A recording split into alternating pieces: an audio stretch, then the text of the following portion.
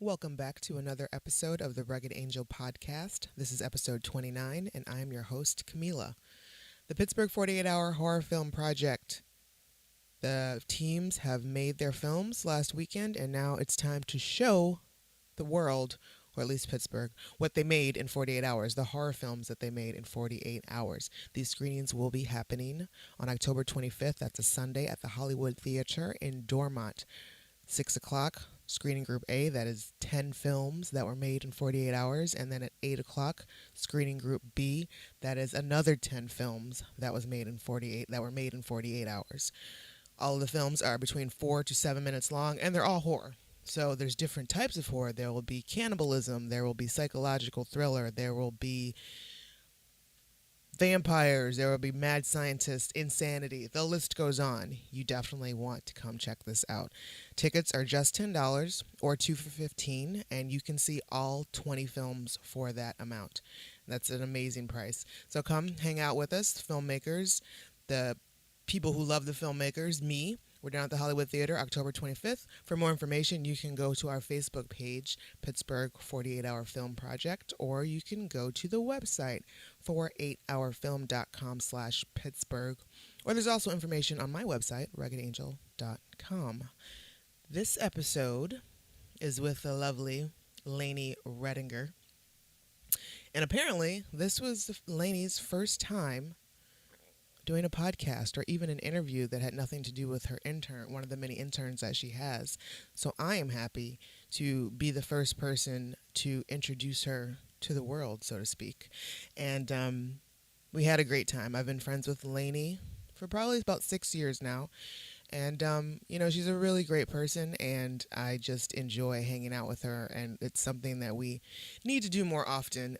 In this interview, in this podcast, we both recognize that we have a lot of similarities, and so there's no reason why we shouldn't be hanging out more often, other than I am a bit of a homebody, and I don't generally like to leave my couch if I don't have to. Lainey discovered early on in her life that she wasn't making the best decisions, and so she decided to change that. And that's one of the things that I admire about Lainey, is that she's very self-aware, and she's willing to make sure that she is doing right by everyone else. And, she is just really a good person deep down at heart. We, in this conversation, we try to make sense of the world's problems. There's some shout outs to our favorite Pittsburgh businesses, and we talk about our cheese addiction. So the conversation goes from heavy to light to heavy to crazy. So please enjoy. I hope you learn something, and maybe you find some new Pittsburgh haunts that you might want to check out. There's a lot of Pittsburgh businesses, and just because we couldn't talk about everybody, but know, all of you Pittsburgh-based businesses, that you are all in our hearts. We love you all. And also, guys, I want you to remember, never dim anyone else's light so that you can shine. Just shine.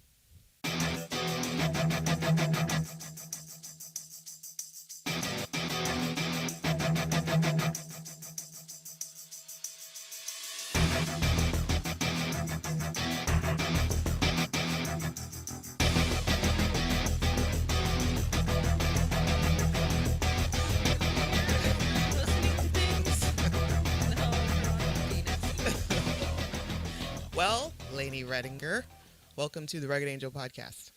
Thank you for having me. I'm very excited to pop your podcast cherry. Yay! Or even just, I guess, your interview. Yeah. All in all.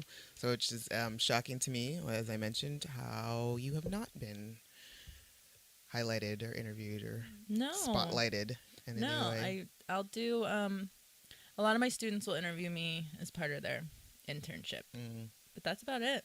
So I'm in a lot of papers for school. That's about all. Let's see if we can't change that. Yes. All right, so how is your day going so far? My day is good. I went and got a mocha down at Espresso Amano and read some I'm rereading Chuck Palahniuk's Rant. Oh, really? Yeah, I've been on a kick with him since I went to go see him at Carnegie. How was that? the coolest thing I've ever been to in my life. It was the first book reading I've ever gone to. Yeah, I've never been to one. And it's unlike what I imagine any book signing reading is like. So you come in and you get a bag of goodies, and one of your goodies is a clear beach ball and a what are they called? Like a glow stick. Okay. So you fill up your beach ball. There's a little tube for your glow stick. You put that in there. You write your name all over your beach ball. Okay. In between each little reading, we do like this bingo or like, Nice. yeah, like a bingo. So you throw your whatever ball you have near you up. Everyone throws them into the middle. Everyone's popping them up like crazy. They turn off the lights. It looks so awesome. And then they pick one and you win a cool book. Oh, that's awesome. And then at the end of the reading, they're like, everyone stand up. Let's give, Mystery Lovers Bookstore a hand for bringing us here. And then they like, we have a gift for you. And they start throwing foam, bloody hands autographed by Chuck into the audience. So I got a foam arm. Nice. And yeah, it was awesome.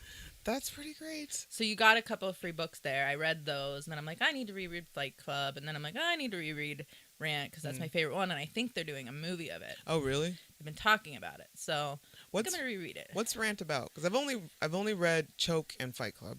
Rant is about time travel. Okay. And the way that they travel through time is like car crashes, and it's this one main character, Rant Casey. And honestly, like, it's been so long since I've read it, that's really the only things I'm remembering. So I'm just in like the third chapter right now. Okay, so time travel through it's car one crashes. of his best ones. Yes. Really? And it's like an oral history. So you read a chapter and it's 10 people giving you a little excerpt throughout. He always has these cool literary devices. Yeah. So, yeah. I like really it. good book. I'm going to have to get into that one. I'll have to check that one out. But Choke is good, too. Yeah, that was little really good. surprise ending there for right? you. And it's been a long time since I've read that one, and I don't remember. Something about Jesus. Yes. It's like he's Jesus or something. Yes, that's right. Absolutely. All right, so, good on Chuck. Yeah. But we're here to talk about you, Lainey. Talk about me. Okay. Where did you... I could try to do that. Where'd you grow up? I primarily grew up here in Pittsburgh. Mm-hmm. When I was born, I lived in Penn Hills. Then we lived in Squirrel Hill. Okay. And then in second grade, we moved to Charleston, South Carolina. Oh, really? Yeah. How long were you there? We were there 3 years. So my mom just graduated college, and there weren't any teaching jobs here in Pittsburgh. So we went down there, and we were there for Hurricane Hugo. Oh. So that was crazy. Oh, my God. Yeah. And, like our whole town was out of commission for like 6 months. Really? And I actually came back up to Pittsburgh. And, every other kid I probably went to school with was at home, like, for months, not having to go to school. Mm-hmm. My family sends me back to Pittsburgh to go to school. So I went back to Minadeo and was in class. And then at the end of 5th grade, my sister was born. So we moved back to Pittsburgh. Mm-hmm. And moved to Plum, and that is where I went to high school. Okay. What was high school like for you? Oh, my goodness. Did you enjoy it? No. I hated high school. And it's just, I love asking this question because there's so many. I get the majority of hated high school, and I've got maybe 2 women who have been like, oh, I loved it. Yeah, I mean, I think that's an awkward time for lots of people. And if you really liked it, that was probably like the peak of your life. No offense. But... Right. Or you went to like some awesome, amazing school. Yeah. I think like one of you them were was like at like creative Kappa arts. or Fame or something. Right. Exactly. No. Yeah. We were, kind of discussing this. It was a rural school, and I was different. I always had to be different, and I, stood out like a sore thumb. And honestly, it's kind of like She's All That. Okay. Have you seen She's All That? Yes. Okay, and the main character's name is Lainey Boggs. Oh, that's and right. And she walks around high school covered in art, paint. With their overalls and she's her big weird, glasses. Exactly. And she doesn't care that she's weird, and she's super weird. And that was my life. I didn't care. Kids wanted to beat me up every day. Mm. They would throw stuff in my hair on the bus. They would chase me off the bus, and I'm like running home. Meanwhile, like I'm like a foot taller than them. Like I totally probably could have taken them, but I was terrified. That's not who you were. That wasn't who I was. So I was really into art. I was really into music. I was kind of like a hipster before Before it was there was hipster. Before it was the the term word hipster. hipster. You know, like if you heard of that, it wasn't cool anymore. But then my senior year, I started dating a popular guy. It wasn't on a bet, but suddenly all of those kids were my friend. And, you know, they weren't teasing me and harassing me anymore. And I suddenly fit in more. And so it was really bizarre. And I went through this phase of fitting in. How did you get hooked up with the popular boy? I kind of went through like a swan moment and fit in more. And I met them at the gym that I worked out at like 3 hours a day, 7 days a week. Working I was like obsessed. I was obsessed with working out. And yeah, I had dated a awkward, weird boy that actually lots of people know. His Pete Spinda. He's DJ Pandemic. Oh, okay. That was my high school boyfriend. And we were just the weirdo, like, you know, we were too cool for everything. I love it. And transitioned into this jock. And yeah, that was kind of like my college sweetheart. And I went off to college and joined a sorority, like one of the cooler sororities. And oh my God. then it hit me, like, everyone would say, you don't seem like a sorority girl. And I'm like, oh my God, I'm not a sorority girl. And I quit and went back to being quirky, weird Lainey. So there was this period where I tried it on. Yeah, so like you physically started to blossom, and then all the popular kids wanted to be friends with you at that point, and then so you kind of was taking on that. You were taking on that personality, that persona. I think as much as you want to resent it and act like you don't care if you're not popular, if you get the opportunity to, you're like, okay, let's see what this is about. Let's do it. Come on. Yeah. And it's stupid. Yeah. Like, people are phony and it's inauthentic. And I'm just not the type of person that can, you know, make fake, phony small talk. And I just want to have deep, real connections with people. And it didn't suit me. You know, you have to look a certain way and wear this thing and wear that thing. And I want to do my own thing. So, you know, I tried it on. It didn't fit. Well, I'm glad you figured that out early on in your life. I'm sure Eric did too. He doesn't like cookie cutters. I think he likes how weird I am. Do you find, I like how weird you are.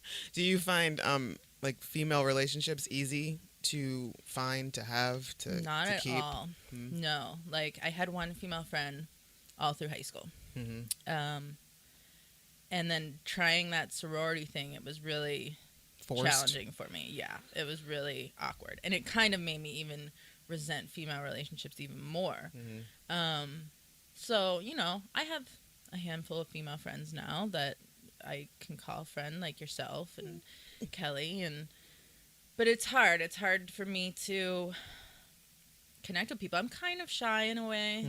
And I'm just insecure. So it's hard for me to, like, kind of put myself out there and really get to genuinely know people. And I feel like after a certain age, it's just, like, hard. It's really difficult It's after awkward. a certain age. Yeah. And, you know, because, you know, we have a lot of similarities. And I think, you know, part of it, you know, we're both Pisces. And it's just, I also find it hard to keep, to trust female relationships, just because of the things that I had gone through high school with, like, bullying, and just girls will turn on you at the drop of a dime. Yeah. And it was just like, you know, so that is what has kept me from it for so long, is not being able to trust. Exactly. I feel like I can't trust them with who I really am. And, you know, I'm not that cookie cutter. Like, you can't really put me in a box per se. Like, and it's just like most people don't know how to deal with that, and that's what sucks. But yeah, like, I have a handful of females that I can actually call a friend, such as yourself, and there's like one that I've had since 8th grade that, you know, that is my girl, Cecily, shout out. And yeah, so it's just like, you know, it does get harder after a certain age, just trying to fit into somebody else, because everybody's life is so established. And they all have their friends that they've had, you know. And I kind of bounced around a lot, you know. So the whole growing up and childhood friends didn't really stick. And then, you know, I kind of go through these phases. So I go through different groups of friends. And I think, honestly, a problem, I had a group of girlfriends from college that I lived with and stuff. And I drank too much, and I was an idiot. Like, I was really annoying. I was really annoying, and I would get too drunk, and I don't think it was very fun to be around. So I lost a lot of friends that way, and it really changed how I carry myself and the decisions I make. And that's why I think the friends that I have now are really good lifelong friends because I've grown. You know, I think that I've lost some friends throughout time because I hadn't matured yet, and I could understand why they were like, I don't want to hang out with Lainey anymore. She's annoying. So, you know, you grow. At what point do you think that at what age do you think that you actually found or figured out or kind of latched on to who Lainey is? And do I know yet? Yeah, I mean, or you know, has it not happened yet, or No, I mean, I think something my grandmother taught me astrologically is when you're 28, your Saturn returns, and that's like something clicks about the responsibility in your life and how you are and how you act. Around 21, 22, I kind of stumbled into getting really fascinated with Buddhism. Okay. So that had a huge impact on my life. I wasn't the greatest person before, and I kind of like almost overcorrected it. Like, I cannot lie now. Like, I couldn't lie. If you paid me $1 million, I couldn't. It makes me super uncomfortable. But I would lie my head off, like, for no reason. When I was little, oh my God, I would just make up stories. Because I moved around, I would just make up my own little story to make myself interesting to people.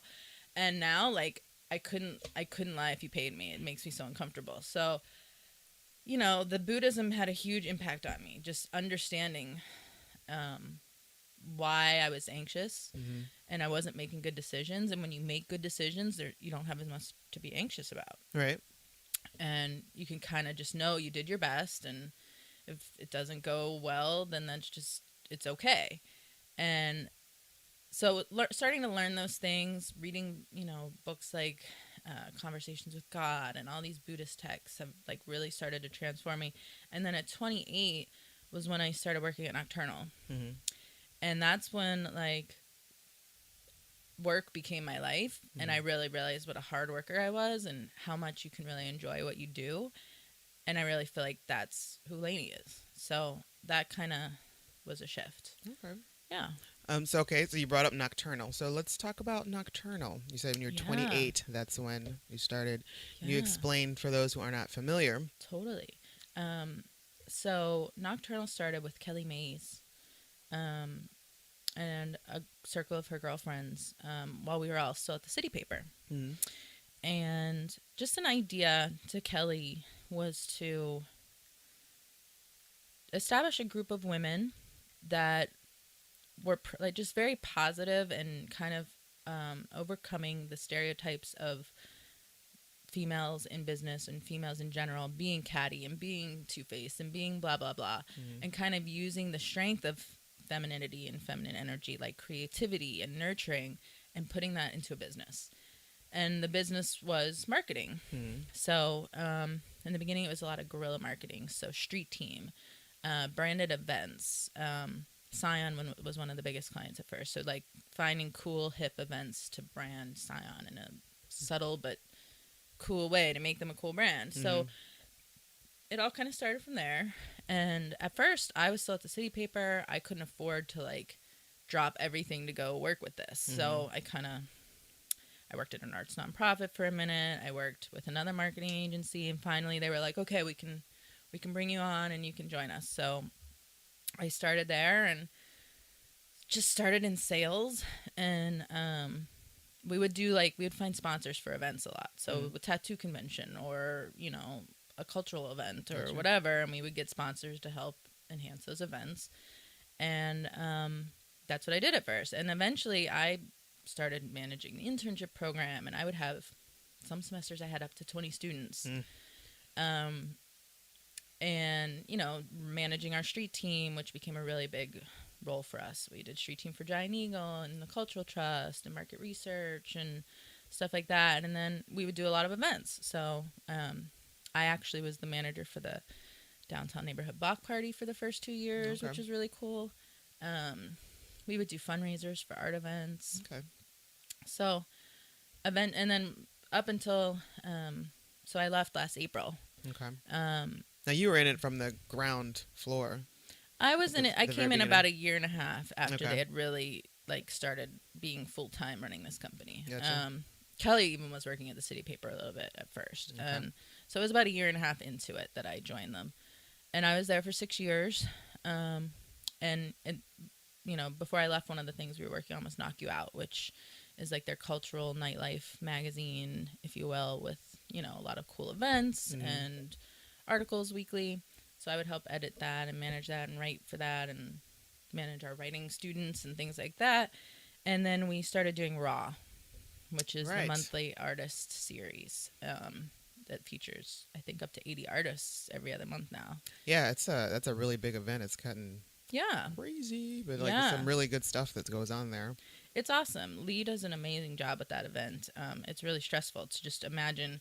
I've always joked that there's two industries that I kind of focus on a lot, and it's the arts and like wellness and new age kind of brands.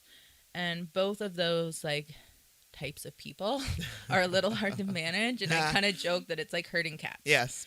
So you're herding cats that are off in creative land, like I'm a painter and blah blah blah, and you're like, no, be here at this time and sell this many tickets and da da da da. So it's a big cat herding exhibition, but Lee manages to pull it off, so it's awesome. So you're not involved in that anymore? No, yeah. So I left Nakturnal in April of in 2014, and just to kind of finally work on my own. I wasn't an owner of Nakturnal, so I was just at a point where I wanted to be doing more of my own thing, and hopefully eventually start my own family and have a little more freedom to my work life.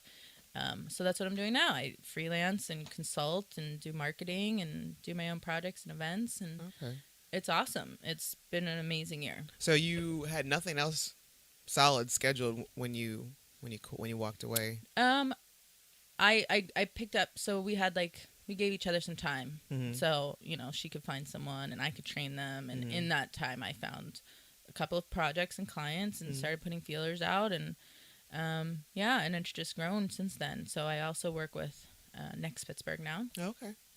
So I'm the marketing manager there. Awesome. When they do events, I help manage the events and help with sponsorship and sell ads and stuff like that. And it's awesome because, my publishing experience started with Knock You Out, which is a very young brand. And I kind of feel like I outgrew Nakturnal in a way that I just wasn't as into being out at DJ events and that kind of stuff anymore. So I couldn't relate. And that's the great thing is Next is a much, a little more mature version of that kind of idea.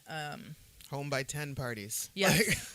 Yes, I'm all about the home by 10 parties now. So, there were times where I was out until 4 a.m. I can't do that anymore.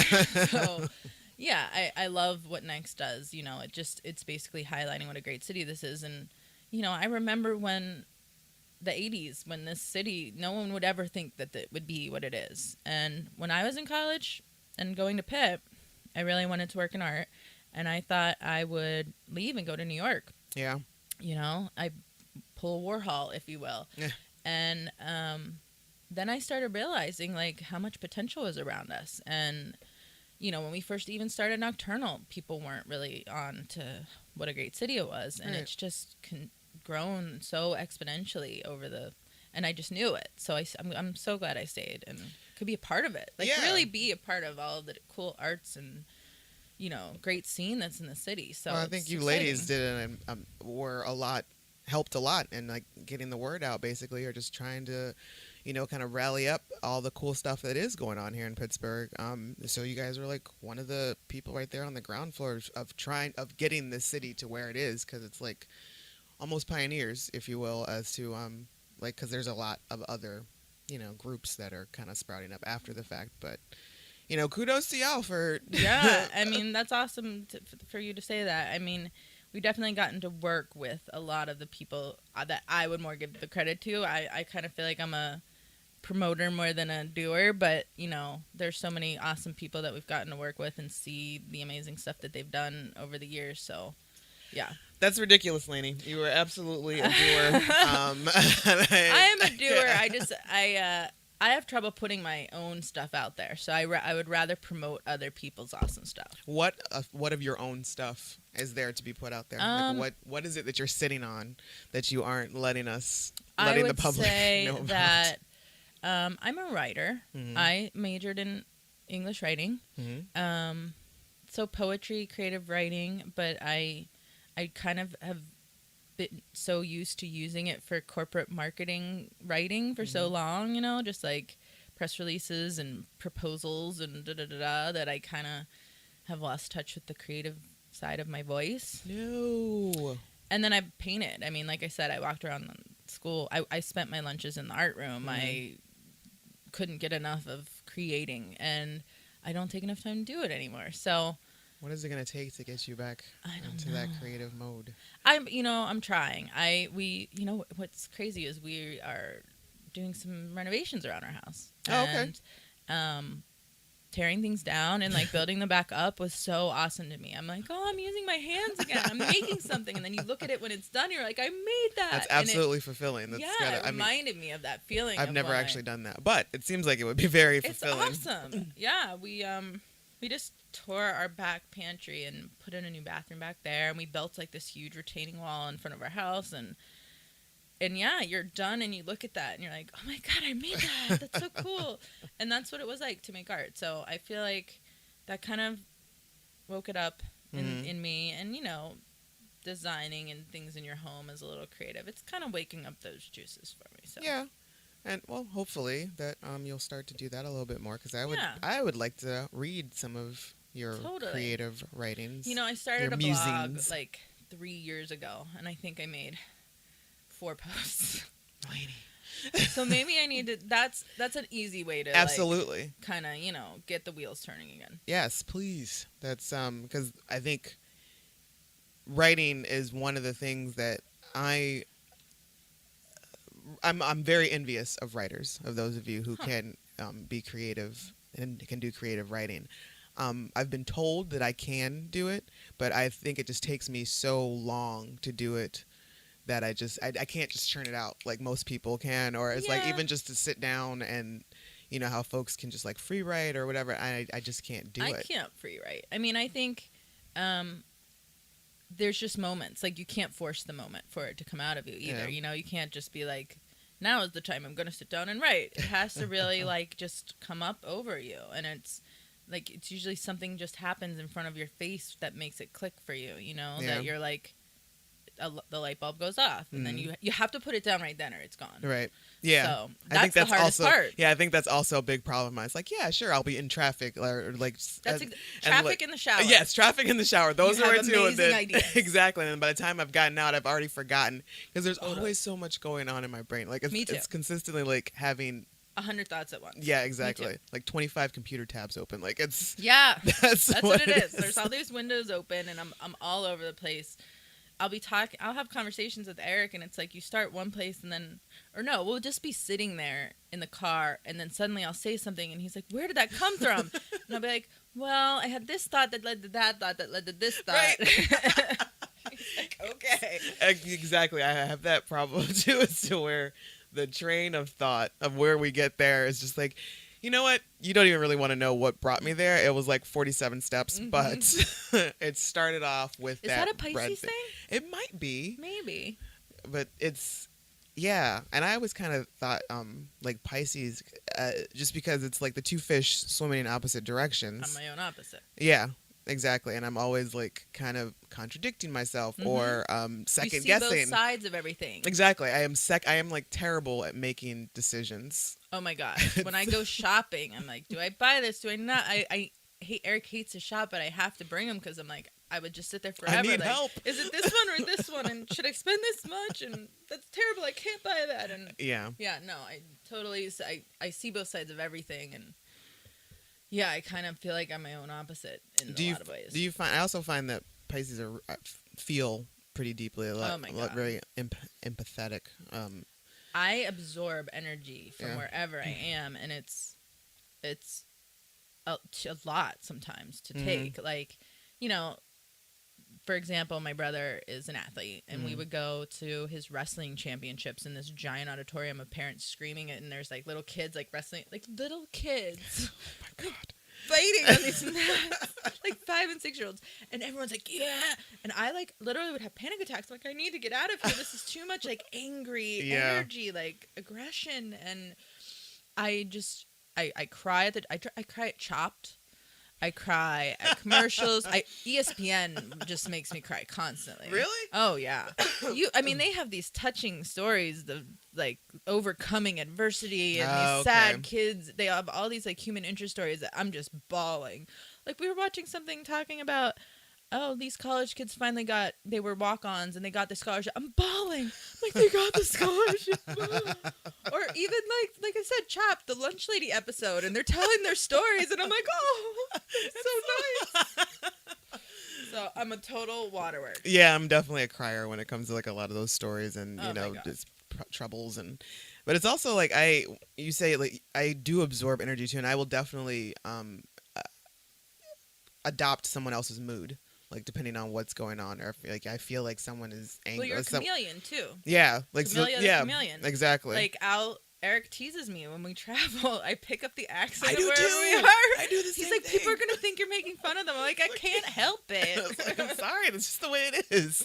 Especially in Charleston, because like I grew up there, and so like, you know, I moved there with a northern accent, and they made fun of me, and then I moved back north, and I had a southern accent, and they made fun of me. But I like just kind of, you know, and I've kind of gone through different groups and phases, and I kind of just like pick up that when I'm with, you know, professional older women, I'll be more that way. But if I'm with whatever, I totally like change my person. And not in like a phony way, but it's really like, authentically I'm that. It's adapting. Yeah. But it's definitely not phony. I'm still me, but it's still like, you know, I'm definitely like picking up. I'm fascinated by people's mannerisms. I'm fascinated by cadence in which people speak, accents, things like that. And I feel like that's just another way for me to get to know somebody. And so sometimes I find myself, and I'm kind of a mimic.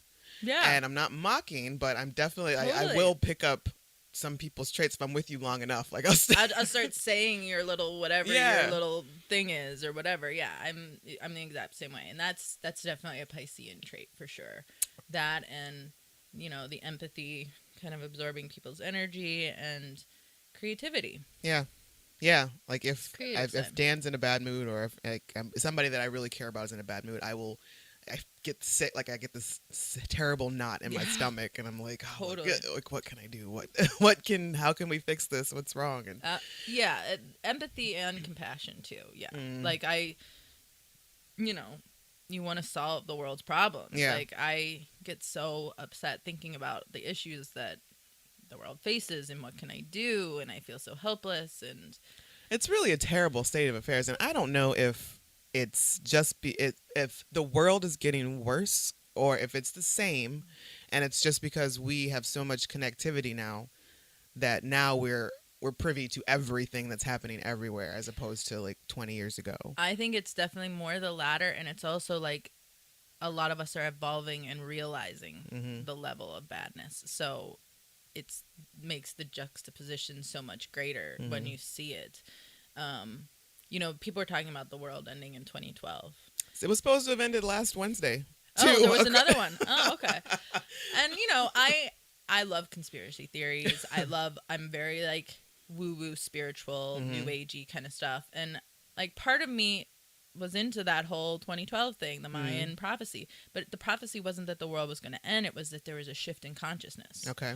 And the way we think and the way we're, you know, functioning as a species is going to shift and change, and that old will end. And in so many ways I think it is. And I think a lot of, like, you know, the racial tensions that are coming up recently, that needs to come to a head to move forward. You know, like the systems that are not functioning fairly are going to be exposed and are going to crumble, and this is the time for that. And of course there's going to be a lot of conflict and chaos around that, because it's not just going to change. No, there is pain in death and in birth, so we're kind of going through that right now, I feel like. And I also there are so many, there's this generation of old white men that are in charge right now of the nation, and have always been. Yeah, and I just feel like I think we're finally, like you said, we're getting that shift as to where our generation,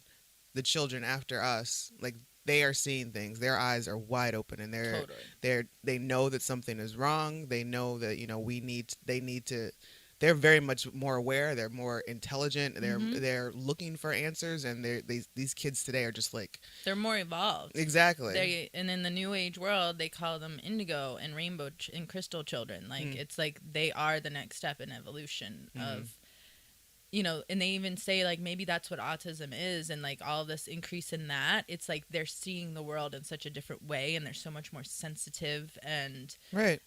they're born slightly more evolved than we are. So yeah, that's what we need for it to change. We need for the old guard to die. Right. Essentially. And we need these kids to grow up and become the new guard and it to evolve. So as sad and overwhelming as it is, because I just want to feel like I have a purpose in helping fix these things, I also still have hope. Yeah. You know, that it's on its way. And it's really gonna, you know, you're gonna go through this really dark night before it gets Right. right. Yeah, it has to. Yeah, I'm very optimistic, and I don't like to dwell on negative things, and I don't. Sometimes you can't help it. Well, yeah, there's no, so many absolutely. things Like right it's now just that you're coming just at like, you, like it's coming at you daily, like throughout the Literally. day. Like you see, and it's like only so long I can watch the news. There's only so many times that I can. God, And like you were saying, the connectivity, you know, there were police killing people every day. Right. But when we're all disconnected and can disseminate the information that quickly, it clicks like, holy shit, everyone, are you seeing this? Like, right. You know, so that's a huge part of it too. That's part of this. It's aiding this evolution. It needs to happen this way, you know? Yeah. But it couldn't have happened without it. With the ice, you can't really have that You have shift to know with that the there's isolation. You have to know that there's a problem. There has to be a problem. You have to know that there's a problem. There has to be someone who is learning and taking it all in and trying to figure out and learning how to solve that problem. And so, Totally. yeah, that's absolutely, you know. Are you going to vote? Yeah. I don't know which way I'm leaning yet. I still need to do a lot. I'm not very political. I don't it's a lot of times when I kind of feel like not my circus, not my monkeys, because it's like, you know, it feels like to me they're all lying at some point in time. Like I don't know for a fact any of these people what their real agenda is. Totally. So it's like, you know, the lesser of however many evils, and you know who is being honest, who is, you know. There is no honest one. Right. Yeah, so it's just like politics really are a house of cards. Yeah, you know? exactly. So I'm just like, I don't. That's not an exaggeration. So that's really what happens. I really try not to get too deep into it. Like I need to be educated. I feel you. To know what's going on, but I really, and I do vote. But it's just, you know, a lot of times it's just, God, I really can't invest that much of my. Right, because are you really learning the truth anyway? Right. I like, you know how you have like the new little Facebook, you can add a new little bio of yourself. Mm-hmm. Whenever I have stuff like that, I say truth seeker, because I really am a very curious person, and I want to seek the truth, and that's why I love conspiracy theories. And I take them with a grain of salt, of course. Right. I have a logical brain to not like blindly believe everything. Like, oh my God, there's reptilian lizards running the world. But I also don't discount that as a possibility. So, you know, like ancient aliens and all that stuff, I'm totally into that. But with politics, it was like I had a super strong interest in politics at a pretty young age. Like in middle school when Clinton was running, I was Clinton in the mock debates. I was a girl playing Clinton in the mock debates, and I was super into it. And I think I won in the school. Nice. And, you know, I just knew I've just been such a bleeding heart liberal in my personality. Just all the things we were just talking about, you know? And with Obama, like, I was so into it. Like, Nakturnal was really behind the campaign. And then he, like, reelected the same guy to run the Federal Reserve. And then I started really, like, learning about the conspiracy theories and Bilderbergs and Illuminati or whatever you want to call them. Yeah. And not that I think, like, there's one end-all, be-all narrative out there that knows what it is, but it's just... I'm sure there's sprinkles of truth. Yeah. Presidents might even think they're walking in there and they're going to do something. And then the second they get in, they're like, sorry, this is how it is. You're our puppet now. Exactly. It's like, you're going to do everything we say, and you have zero choice in it. Exactly. Oh, that's cute. You thought you were going to come in here yeah. and... Oh, yeah, here's really what's going to happen. Exactly. And so, you know, when that disillusionment came over me, it was really depressing. But I still voted for Obama again because there's no way we can have McCain in here. And my husband's like, no, we need to vote for Nader. We need to vote for Nader. And I'm like, but then what happens if it's McCain? Like, we can't have that. And, you know, I think we're at a point at this point where everybody keeps saying, like, we can't vote for so-and-so because then so-and-so will win. Right. I think if we all just voted for Bernie Sanders, right, for who he we could want really win. Yeah, because there's so many people. It's like, oh, you know, Sanders, he would be a great president, but, you know, I don't think he's going to be able to do it. He's not going to be Hillary. It's like, well, maybe if you would all vote that way. Exactly. I think we're at a point, you know, with the shift. More people are waking up, and I think we're at a point where we can have that. And maybe he is too good to be true. Maybe he's not truly the socialist, or maybe he is, and he'll get there and he'll be like, sorry. Right. But that's kind of where I'm leaning right now. I'm not going to vote for a woman just because she's a woman. No, absolutely I would love to have a woman president. Right. But there's still things about Hillary that I'm just shady. Not. Yeah. She's Millie, like we were saying right. earlier. I'm not totally feeling Millie. her 100%. I'm not. She's in corporate pocket, and that's really, you know, like when you look at House of Cards or whatever, that's the thing. It's money. Right. And wasn't there the whole thing, like another thing with Bernie was that he raised all his own money? That's one thing that's kind of separates him. Or he doesn't have any, like, you know, the corporate backing. And also there was something, the guy who supposedly purchased the AIDS, the drug that for HIV, and was like hiked up the price or something. He donated money to Bernie, and then Bernie donated said money to an HIV clinic or something like that. Huh. Now that was just like, I didn't read the actual story. I think that was like a headline that I saw. I saw something about them, but I didn't get the context of what the story was. Yeah, I'm not 100% sure about that, but I know Hillary has like flip-flopped on some issues, and she supports like all the GMO and those chemical companies, and I'm sure lots of other things, but she was just on Saturday Night Live. Do you still watch Saturday Night Live? Every once in a while. I'm so old. Like 11 o'clock, I'm usually asleep. DVR is our friend. Like, I don't actually watch it live, of course, but yeah, I feel like no one watches SNL anymore, and Eric and I like won't give up. We're like, no, it's gotta get better. I mean, it's okay. There's some okay new ones, but she was on Saturday Night Live last week or the week before, and I lost my train of thought. What was she doing? She was like the bartender to one of the characters playing her. Oh. And I don't know where the thought went, but it was funny. Well, I'll look for it. Maybe it'll circle back around. So where did like the whole, you mentioned that you're more new agey, spiritual, and does that come into line with your Buddhist beliefs, or is Honestly, that something in its own? Started really young. I was raised Catholic. You know, my grandfather's Italian. He brought me to church every day, and I started to question that really young in CCD. I'm like, that doesn't make sense. And then my mom would openly question things. She's like, we don't know that that's real. And she had like this one quote that kind of impacted me. I mean, my mom is pretty smart chick, and she was like, you know, there are things our brains can't even conceive of how the world works. And maybe they don't walk or run, they bleep blop. And we don't even know what a bleep blop is or how it even functions or whatever. And I'm like, yeah. And that's kind of where that curious nature of mine comes from. And so there was that. And then my grandmother, her mom raised me from 4 to about 8 years old. Okay. While my mom went to college. My mom had me when she was 16. Oh, wow. Yeah. So, my maternal grandmother was like my mother, and she just passed away last August. But she was such a amazing impact in my life, and she was a certified astrologer. So she studied astrology for almost 50 years. Wow.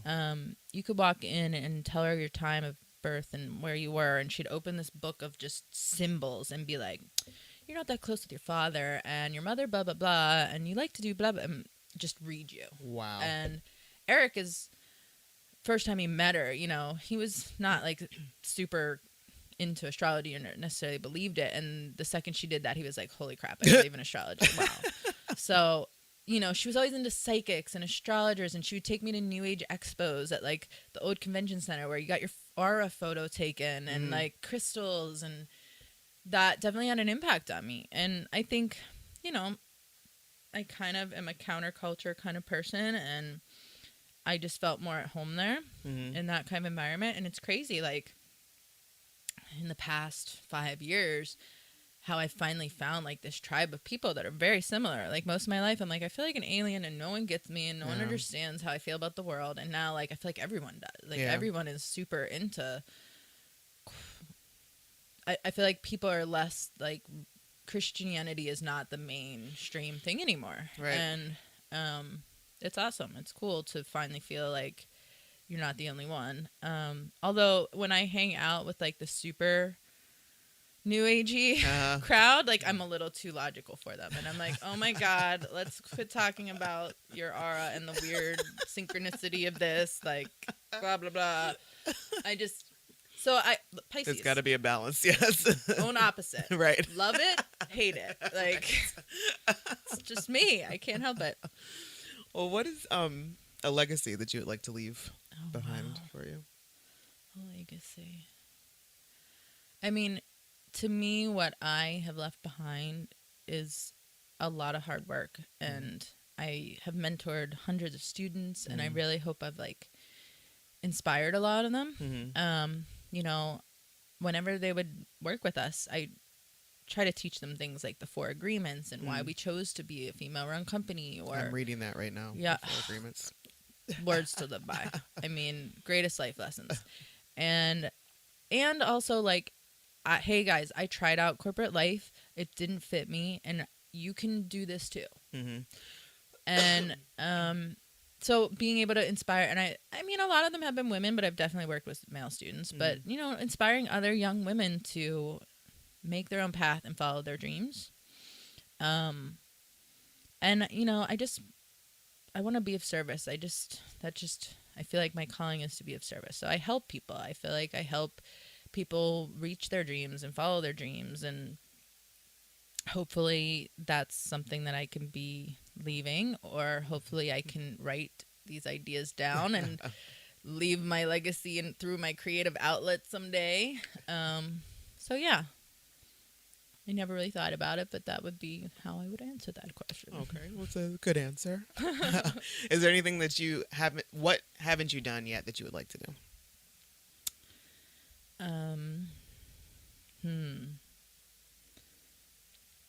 I really want to be a parent. So I think that'll work out well for you. Yeah, I think you'd be a great mom. I am looking forward to that. Like I said, my mom had me really young, and I had a unique childhood growing up. My dad kind of disappeared from 4 or 5 till 20.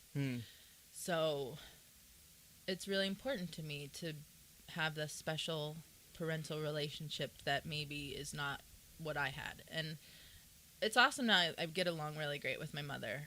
We're like best friends, and sometimes I'm like her mom, but you know, we talk every day, and it's great. But you know, there was a long time where that was not the case, and I want to try. You know, you can either perpetuate the cycles your parents were perpetuating from their parents, or you can try to break the cycle, and that's what I really want to try to do. And just, you know, maybe help. I think this is probably what all parents want to do, but help them not make the same mistakes you made, right? Absolutely. But then you realize, you know, we had to make those mistakes. They made us who we were. That's how you learn. But, you know, just hopefully raise a good human that doesn't have to suffer quite as much as you did. Exactly. Does your mom live nearby? Yeah. My mom still lives in Plum. Okay. And when we moved to Verona, that was part of the reason we moved. Like, we're like right at the edge of the city, but not too far from my mom. Right. So. And I know you have a brother and a sister? I have 3 sisters and a brother. Oh, really? My mom has a boy and a girl. Okay. They are 25 and 22.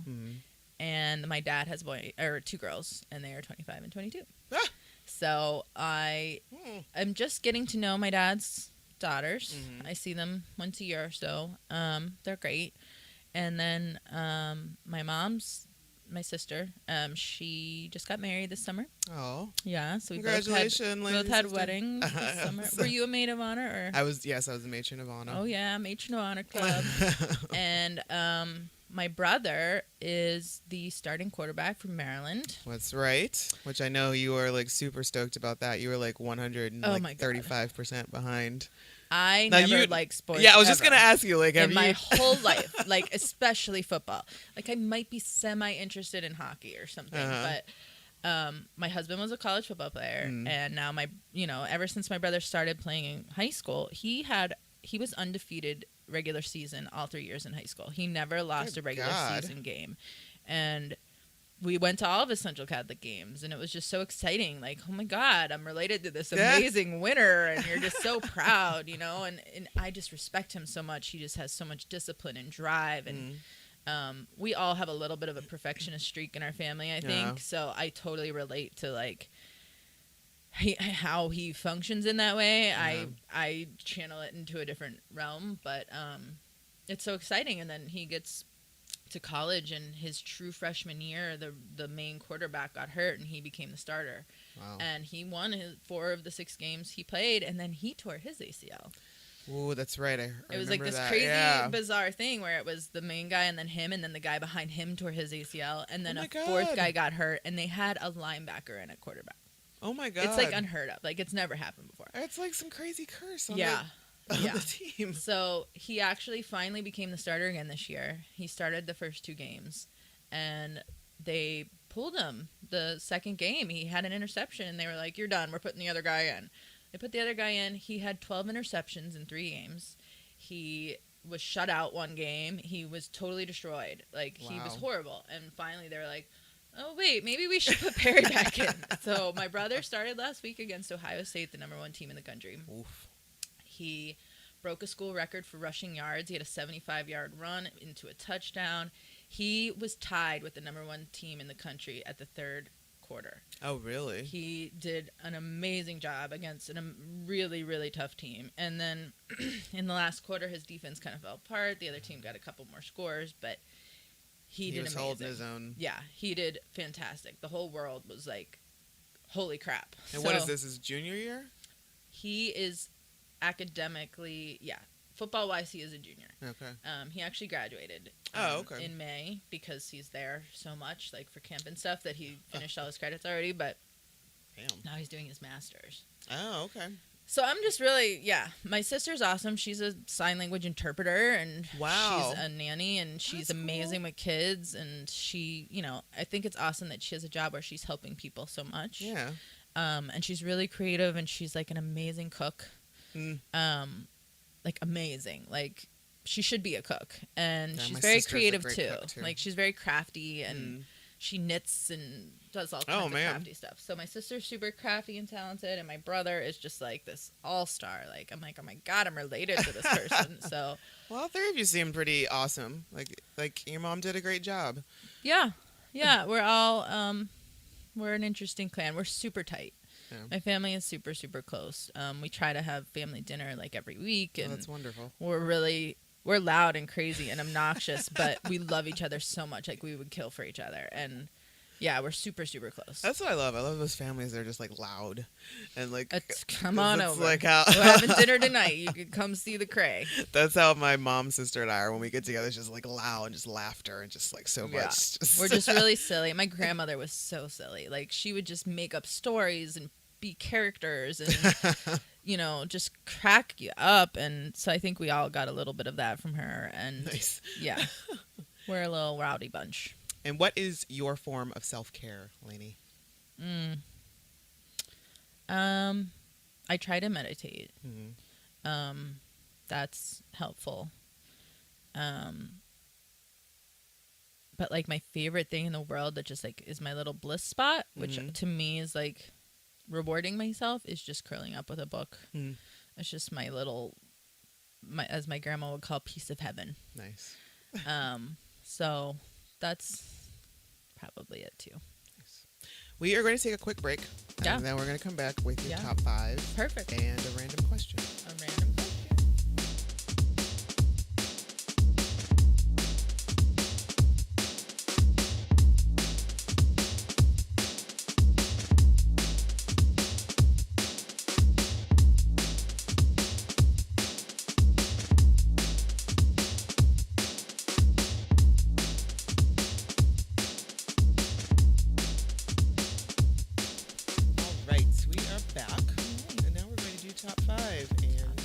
gave Lainey the task of listing her top 5 Pittsburgh small businesses of any kind. Okay. And I also made a list. So. Oh, cool. So you read yours first, and then I'll read mine. Okay. I kind of have 6, but that's or fine. 7. You can give an honorable mention. Okay. So the first thing I thought of when you told me to think of them is one of my favorite places, Zeke's Coffee. Hoot! I love them. I met Chris when I was working at the beauty shop, and he was just starting to do this project. He was providing us free coffee every day, and you know, he hadn't opened up the new location yet. He was in the tiny little location underneath the beauty shop, and he's just such a nice guy. He worked so hard to make this dream come true. He taught himself everything, and it's just literally some of the best coffee I've ever had in my whole life. It's so good. He had one blend that was like some Japanese blend from a volcano, and it was like the most amazing coffee I've ever had, literally. And so I love his new venue. It's so awesome and how cozy. Is it the one with the drive-through too, or he has a drive-through now? Okay. It's not quite open yet. Okay. But now it is across the street from where it used to be in, like, I think that was the shoe store. Oh, okay. Or something. Ace maybe, but he turned it into a really awesome space. I think he used to work at that cement place, Red Star or something. Okay. Or Outlaw Studios. Oh, okay. Before he did the coffee thing. So he has like this concrete like decor experience. Oh, really? So the shop has that element to it, and it's got a really just great aesthetic. And he's just a really nice guy. Yeah, I haven't been to the new spot yet. Oh. I have to stop in there. Yeah, it's great. It's perfect. So that was the first thing I thought of. Okay. Shout out to Zeke's. Shout out to Chris and Zeke's. I also love Espresso Amano, which is where I went today. But I got to give Chris the shout out there. So the number 2 thing I thought of, my favorite food is hamburgers. Okay. And my favorite hamburger in Pittsburgh is Burgatory. Ah. So they're the bomb. I have yet to go to Burgatory. You haven't?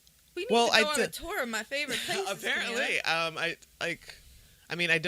know they have a veggie burger, and they think. You don't eat burgers. They don't have a turkey burger, I think is what, and that's they have like a tuna burger. Or something that's really turkey good. burgers are my jam. Okay, and I always go to Burger because they have like the Thanksgiving one. They do have They have good ones too, but Burgatory wins for me because they have this like grass-fed wasabi beef that's dry aged, and it's just wow. Okay, so if you dig on beef burgers, yes, that is your spot. And they have these like fried portobello mushrooms in like a tempura batter that are amazing. That sounds good. So they're really good. If just to stick with the food and move on, I think the best meal, if that's my casual dining, the best meal I've had is Cure. Oh, really? Yes. Have you eaten there? No.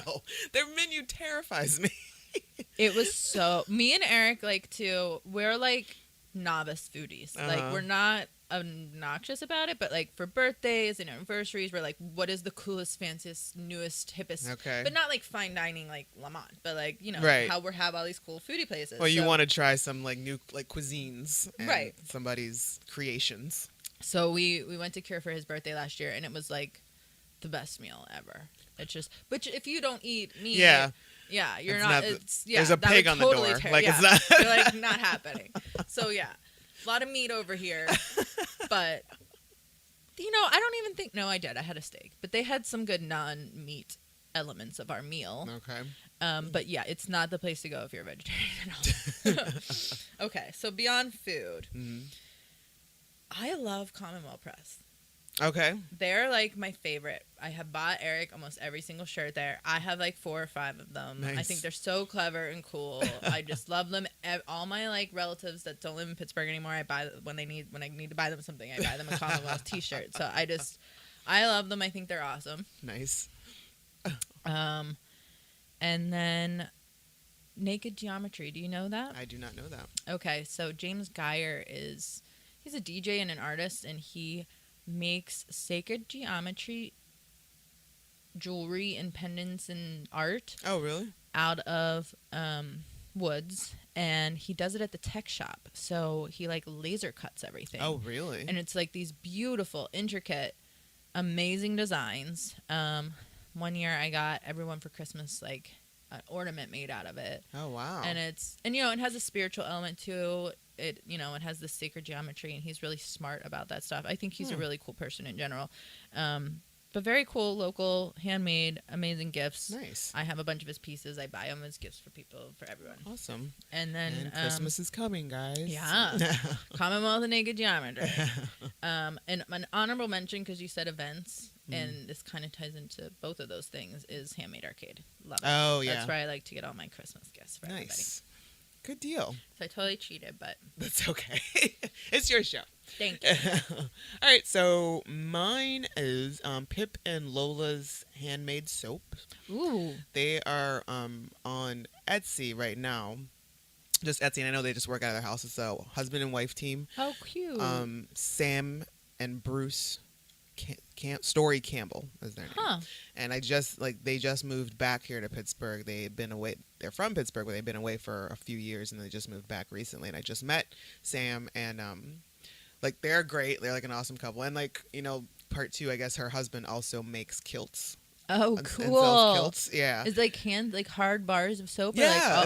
Cool. Yeah, actually, it's like she's so sweet and gave me a bunch of samples, and I'll give you a couple samples. And they're so good. They smell so good. They're all natural, and they have the vegan ones, and it's just really good stuff. And I had that as my for my sister's bridal shower. Yeah. Those were the favors. So Nice. Sam they made some bars of soap for us and had the personalized labels and everything. So yeah.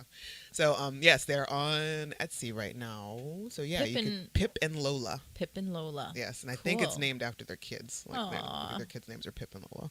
Cool. So that's literary names. Yep. And also Ema's Natural Body and Hair Care. Yeah. Now, I've heard of that. Yeah, I've stumbled upon her at I think it was a natural hair care show that was happening over the summer. I forget where it was, but yeah, I bought this shea butter lemongrass scented body butter. Oh my god, it was so good. Sounds like oh my god, it was so amazing. Yes, so I would highly recommend that. And I have yet to delve into everything else, but that I'm addicted to. That body butter was just so good. It wasn't greasy. It was just it went right on, and and it smelled so good. When it's natural, it's so much better. Yeah. Because essential oils just absorb right into your skin, Yes. and when they put all that plastic and crap, exactly. parabens and blah. Yep. So I've been trying to be much in the past few years, I've been much more cautious about that. I pay attention to what I'm eating, but a lot of times that falls short with cosmetics and lotions and soaps and stuff like that. But it's all going in the body. It's it needs to. So my family makes fun of me because I won't wear regular deodorant, and I'm like, I don't want to put aluminum in my armpits. Right. And then get breast cancer. I'm right. good. No, I use Tom's. Me too. And I'm like, yeah, it's not perfect. I might be a little ripe today, but I won't have cancer. Hopefully. I'll take a little stinky over that any day. 3, I also have a printing place, Paper, Cotton, and Ink. Yeah. Mike Potter, I believe is his name. And he made some T-shirts for me for a 48-hour film project for a couple years. And where's he at? Homestead was the last place that, this was 2 years ago. That's where he was when I met him and when he made the T-shirts and stuff. But recently he told me he moved. He has a new location, but I don't know if it's a store or if it's a retail shop or what. But I know that they've got a website and the Facebook page and everything. And so it's all custom printing. I think it's all custom printing. Cool. Yeah. So if you guys need large amounts, large amounts of T-shirts and stuff, and he does a great job. He's great pricing and quick. He's very fast, and so I would check out Paper, Cotton, and Ink if you've got a bunch of T-shirts to print out. Number 4, House of the Dead. Down the street, Lawrenceville. You love zombies. My dudes down at the House of the Dead, Chuck and Stu. I've started reading the Walking Dead comics. I see that. So that's the only place where I've been getting them. I'm supporting my local retailers. Yeah. And I just stop in there every other week or so and buy the new one. And Chuck and Stu are awesome. They like chit-chatting with everybody that comes in there about whatever. And what a unique I know. passion, right? And to make it a business. Yeah, it's not even just the costumes or the comic books, but they've got movies, they've got the little dolls, they've got apparel, like all your zombie wear apparel that you would need, like those anything you could ever want. the Monroeville zombies jerseys and all that stuff. So yeah, I would definitely check that out if you like horror and scare. And an eatery, the Chateau Cafe and Cakery over it's like nobody really knows. It's like over in Manchester. It's near the Manchester Craftsman's Guild. Yeah. Okay. It's like maybe 3 blocks away from us. And it's kind of a sucky location for them because for the longest time we were worried that they wouldn't get enough business and they would leave somewhere. Good. Yeah. But it's so good. Like they have really great pastries and stuff. But my favorite thing to get is their Greek salad with like a strawberry vinaigrette dressing. It's so good. And everybody and everybody in there that works there, they're super cool. And it turned out like I'd been going there for maybe a year. Like I think they've been there for about 3 years now. And I come to find out that one of the owner's husband was a guy I used to party with back in like my rave days. It was like you had rave days too. Yes. High five. Early 2000s, yes, right? Exactly. Yeah. So that is a really good place to check out if you find yourself over in like the north side Manchester area. It's so I'm good. not a sweet tooth. I'm all about the meat. Eric loves sweets, and I'm like, I'll have a cookie here. You're just like, whatever. Yeah, no, I like salt. Yeah. I mean, I'm not like cheese. Yeah. Oh God. Yeah. Salt and cheese. I just read that cheese is as addictive as hard drugs. Really? It releases the same kind of like dopamine in your brain. Really? Yeah. That's crazy. That's why we love cheese so much. Oh my God, it's so good. Like better cheese than heroin. I mean. Yeah, exactly. I would absolutely Totally. Like I'm fine ODing on cheese. All day. But yeah, like pastries. I'm not like anytime, French all the pastries time. Are pretty amazing. I like carrot cake. Like I like what I like, Yeah. and if it's something like oatmeal raisin cookies, that's my favorite cookie ever. We get those from Giant Eagle. Or they like good like pecan one. That's really good. Really? Mm-hmm. And like tiramisu, that's my number one. Like if tiramisu is on the menu, I have to get it. Yeah. No matter what. So that is my list. So I urge everybody to please check out, if you're in Pittsburgh or plan to come to Pittsburgh, check out those places for foods and gifts and beauty care products. There's so many great entrepreneurs in Pittsburgh. Right. I mean, it was hard to like just, It was, and I got very food heavy because that's what I'm you're all hungry. about. Yeah, I'm all about the food. Okay, I'm gonna get a totally random question. Yep. Okay. And all right. What artist of today do you think will be remembered 100 years from now? Of any medium. Yep. 100 years. I mean, there's artists that I want to be remembered, like a visual artist like Vanessa German. Yeah. But 100 years is a long time. It is a long time. And I'm going to say that I'm not happy with who I think this is. But it's like... It's not necessarily your... No, it is not my choice, but right. I think that the person that could make an impact for that long is someone like Miley Cyrus or like Beyonce. I think you're right 100 years from now. I mean, because she was...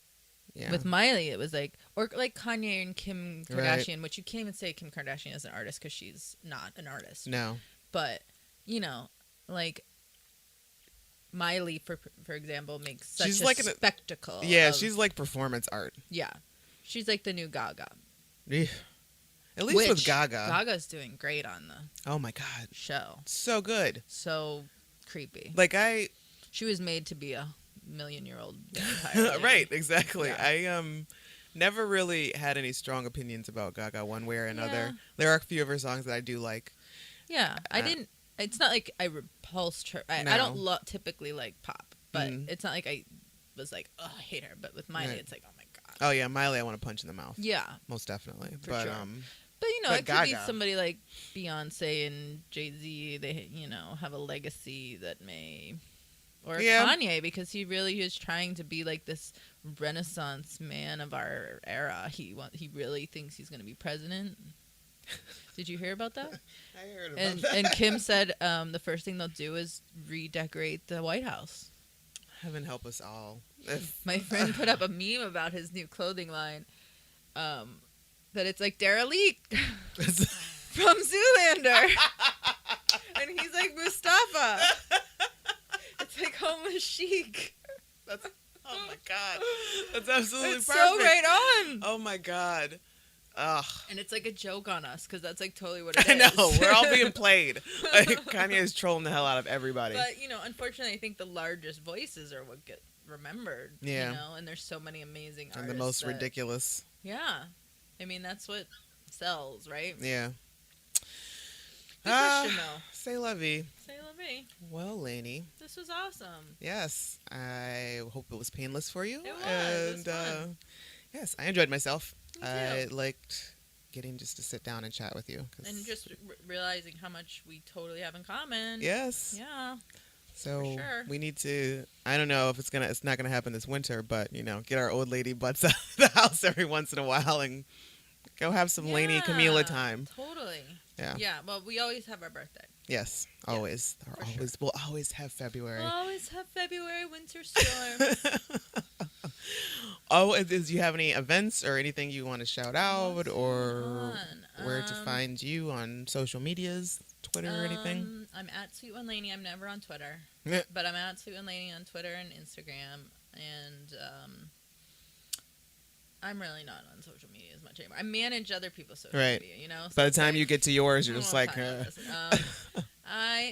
I'm working on doing another Freedom from Fracking festival. okay. It won't have 14 acts this time. We're going to scale it down a little bit. Mm. But that is in the works.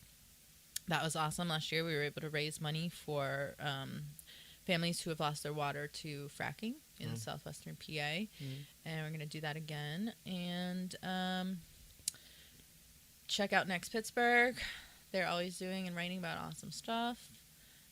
My girl Kelly Mays. Word. She's going to start working on her 6th studio album. Oh, so wow. I don't have a date on that yet, but it's in the works. It's going to be exciting. It's going to be a collab album. Nice. Working with like as many conscious artists as we can find to work with awesome. her. Yeah, so that'll be exciting. Nice. Yeah. Well, all right. Well, and as always, guys, you can follow me on Twitter at @the_Rugged Angel, and you can check out ruggedangel.com for past episodes. Thank you, Lainey.